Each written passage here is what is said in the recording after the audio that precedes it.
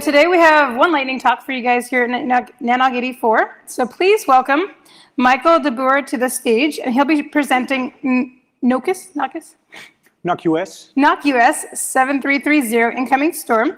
Michael is from Tampnet, and he's actually based in Amsterdam, so he traveled a bit of a way to get here. This is his second time presenting. His first time was at Dallas at NANOG 68 for a lightning talk called Peering Management System about a service called Hibernia. Welcome back, Michael. Thank you very much. All right, I think that I'm actually the last speaker on stage then. So my name is Michael de Boer, and I work for Tampnet. And I want to tell you a little story. Tampnet is specializing in offshore telecommunication. Offshore telecommunication poses its own set of extra difficulties opposed to the regular networking that we already know and were explained. One of the problems that we have in our Gulf of Mexico network is incoming storms. Internally, it's known as NOCUS 7330 incoming storm. So I'm going to talk to you a bit about it, and hopefully you'll find that interesting. First, a little bit what Tampnet is doing in our business areas. I promise you this is not a commercial talk, but we need to set the stage a bit. We specialize in providing connectivity in oil and gas industry, offshore wind farms, maritime, and since we are running fiber from offshore asset to offshore asset, we also have a very unique fiber routes through the North Sea and the Gulf of Mexico. So with that, we can also supply the international carrier market. I said again, this is our Gulf of Mexico network, which you can see over here. It's a coverage area. We are building a LTE 4G network to supply maritime industry, ROV vessels, exploration, oil and gas industry. We also have a fiber running from which you can see the landing stations on the top left to Pascagoula on the right side. Our network consists of microwaves from platform to platform to platform. So they're all very intertwined. And we also try to connect platforms into the fiber, which you can see is the green line on the bottom. So in August 2021, Hurricane Ida was a deadly and destructive Category 4 hurricane that became the second most damaging and intense hurricane to make landfall in the US state of Louisiana, on the record behind Hurricane Katrina in 2005. So that actually hit our network pretty hard. And I am sitting in Europe at my desk, and I receive an email from my boss sitting here in the room as well, that the storm now has changed to a tropical storm, and it is named Ida. And then back then we were still expecting it to be a Category 2 or a Category 3. And for me, working in the North Sea area, not from the US, it's very remarkable to see such emails land to your inbox. Who is expecting hurricanes over your network or through your network? So what we see here is the estimated trajectory of Hurricane Ida over our network. Again, you can see the platforms that we are building with the microwave hops in between. And you can also see the fiber. So all the operators in the Gulf, they were evacuating their platforms. Everybody left their assets as is, put everything nice and tidy and went off their platforms. Category 4 hurricanes mean wind speeds up to 140 miles an hour with gusts up to 165. And it was expected to hit on Sunday, the 29th of August. Obviously we were expecting outfall on our microwave systems. We accounted for all our personnel. A lot of our personnel lives in Louisiana, so we accounted for their safety as well. We rented backup generators, and we checked our spare supplies. So hopefully we can recover as quickly as possible. So this is what it looks like if a Category 4 hurricane travels over your network. You can see the eye of the hurricane winking at you. yeah, this is frightening for us as a network operator, but it's not even, it's our network, but it's the entire state of Louisiana who has a big problem at this point in time. So yeah, that's very unfortunate. So the problems that occur, obviously power issues. We power our equipment based on generators which are supplied from the operators of the platforms.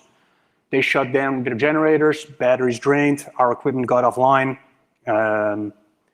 We had dishes, microwave dishes, which were out of whack, so that needed to be realigned. We had a lot of damaged equipment. We had microwaves dented. We actually had dishes missing. Yep, sorry, it's gone. Yeah, all the platforms were unmanned, and yeah, there was no way of telling what the damages is, or what the damage was.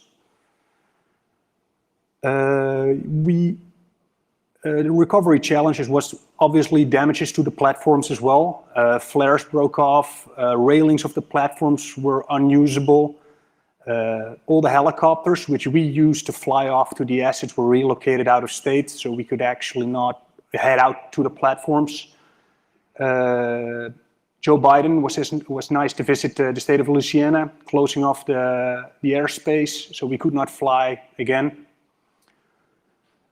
Yeah, very unfortunate, but and then Port Fourchon, which is a very big or the most important base for the oil and gas industry in the Gulf of Mexico, was damaged. The roads to the base were covered with debris.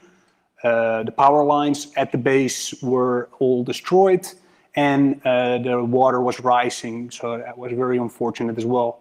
So all the operators who were actually supplying their offshore assets from Port Fourchon needed to set up new supply bases, which just delays our repairs as well. You can't fit a microwave dish in a helicopter. We had weather challenges in the week after. Obviously, we had the good COVID situation still going on. And yeah, since everybody has problems, it's not only us, so there was a very limited amount of technical resources in the industry. So to summarize, at the worst point in time, we had 112 sites down. 10 people worked around the clock to bring the assets back online. And again, I find this very remarkable that the people who work for us, they live in Louisiana. They also have problems at home and still come out to get the network repaired as quickly as possible. So I have a lot of respect for that. After 6 days, we had 45% of the network recovered. There were 110 tickets created for our operations team in the US, and we had around 50 dispatches offshore to get it all fixed. The ticket that we had opened, the big ticket, dragged out for a long time. Some platforms actually never got fixed because the damage was so big. Yeah, so let's have a quick look. On the left side, you see a microwave dish with a dent in it, rendering it useless. On the right side, you see them just blown out of whack. And unfortunately, if you have a microwave system and you want to realign the antennas, you need to do that on both sides. So you need an engineer on one side, engineer on the other side. You need to fly to both assets to get that link back online. And we also have the intermediate hops, which are offline and then stuff on a stick. It's also offline because of some of the links. On the left side, you see Port Fourchon. You can see the power lines being destroyed. You see the water rising. And on the right side, you see one of our beach crossings. You see our own antennas on the bottom, just misaligned, but also all the other operators who have equipment in that same tower. So everybody wants to get into those towers to realign their antennas at the same time, yeah, which also gives problems.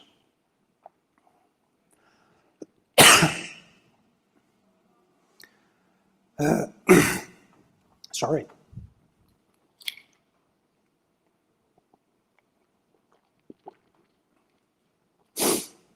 Yeah, we see We see more dishes being dented by the mere force of the wind pushing from the front to the back of the dish. And you also see the cover or the protective parts of the dishes blown off on the right picture. So yeah, we learned lessons as an offshore or as a company specializing in offshore communication. We are used to rough terrains. But we learned as well. Renewable power solutions could help us, like wind or solar, to keep stuff online, or at least at a low power situation. Even if installing solar panels is also difficult, you don't want them to blow away in the next hurricane. We are evaluating our antenna structures, and we are improving in that. We are adding redundancy, more microwave links. We are tying more assets into the deep water fiber.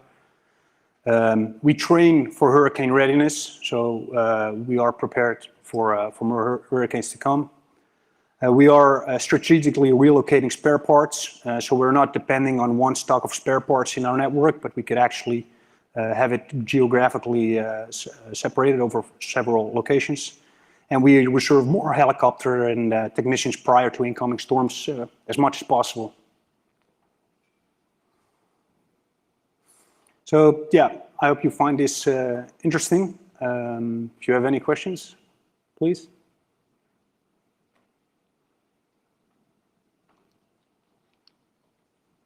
We do not currently have any questions in the chat.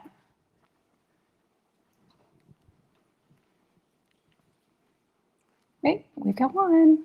Hi, I'm Hi. Lee Martez with AWS. I guess I was wondering, I think in the tech field, it's very difficult to think about environmental ramifications to technology. And with your company, what were the financial distresses that were related to an unforeseen natural disaster like this? Yeah, that's an actual very good question, which I can't give you the answer to. But yeah, it's difficult to account for national disasters in our network. We're also expanding to Canada, and we're expanding to maybe to Africa or Brazil. And well, we are already thinking maybe of problems with icebergs or pirates posing threats to our networks as well. So offshore is interesting, next to the network. So a good warning for other people, just think about it maybe. Exactly, yes, of course. We did get one question. I'll jump that one in here and then go to you next. George Amodio asked, what is the ballpark cost per year to operate the network? Again, yeah, these are great questions. Well, I don't know the exact details. We are operating a network in the North Sea. We're operating it in Norway. We are operating it in the Netherlands. We're operating it in the UK. And all the networks are built different. The Norwegian network has a lot of fiber in it. Mm-hmm. And a lot of times the companies build the fiber from platform to platform. They just have the platforms are staying there for so long that it makes sense. But in the Netherlands, the infrastructure is older and it doesn't make sense to invest in fiber. So we build microwave to microwave, which adds a lot of cost as well. So yeah, these companies, they pay a lot of money for well, relatively low bandwidth links, as you can imagine. But I can't give the exact numbers. I don't even know them. Good. So Warren Kamari, Google. So on one of your last slides, wow, this mic's overdriven, you spoke about improving the antennas to survive better wind loading. How do you sort of do that so it survives hurricane weather? They have to be big. Yeah, good question. So the microwave antennas, they are mounted with side struts. And it's just reevaluating the way the side struts are connected to the structure of the platform, where they are connected to the platform, the thickness, etc. I mean, it sort of seems like if you had a shroud over the front of it that made it more aerodynamic, it wouldn't catch as much wind and get a hold of it. But I'm guessing somebody's already thought about this. And I'm not the engineer. Thank you. We do have a few more questions here. Jeff Bartek asks, did your network map show that you have underwater fiber paths to some of your offshore nodes? And was there any damage to this fiber? And if so, how do you handle the repair? Luckily, yeah, to answer the question, yes, we do have subsea fiber traveling to the platforms. Unfortunately, the fiber was not damaged during this specific incident. But yeah, obviously these fibers get damaged as normal subsea fibers get damaged as well. So we have companies on standby. If they get damaged by a shunt fault or they reel them up, splice them back together and repair them and let them sink down again. Yeah. And we have another question on the virtual since I don't see anyone standing up. Blake Willis, I'll probably butcher the pronunciation, but I think he's saying thank you in Dutch. Dank u wel. Dank u wel. Graag gedaan. How bad a hurricane do you think you can withstand and still recover like this without a complete rebuild? Is there gear that can stand up to a Category 5? Phew, yeah. I don't even want to think about it, to be very honest. The idea of a Category 4 hurricane and what that did on land and to the people, it's crazy. So I don't want to think about it. But eventually, our company can overcome, obviously. Right. Well, that's all I have in the chat here, and looks like we're out of questions here as well. All right, Thank you so much for your time. You're welcome.